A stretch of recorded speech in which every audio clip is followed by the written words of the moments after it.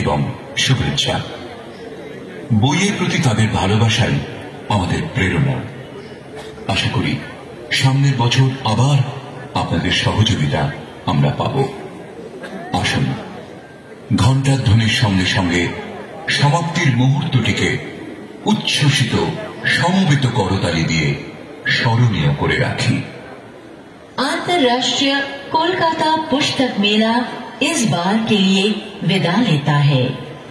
जो पुस्तकें पसंद करते हैं, विभिन्न असुविधाओं का सामना करते हुए भी पिछले कई दिनों तक अत्यंत धैर्य के साथ इस मेले को सफल बनाने में उन्होंने जिस तरह परिश्रम व सहयोग दिया है, publishers and book sellers guild उनके अपनी तरफ से धन्यवाद व शुभकामनाएं प्रकट करता है।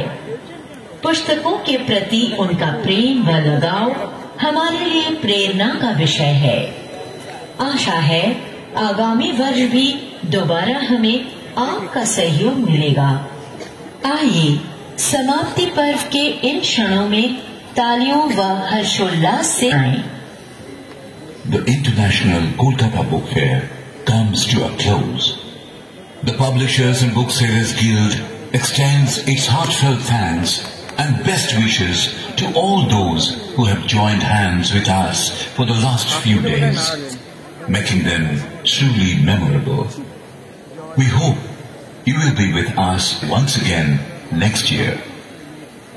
As the reverberating chimes sound the closing moment, let us come together in laughter and applause with the promise of meeting once again.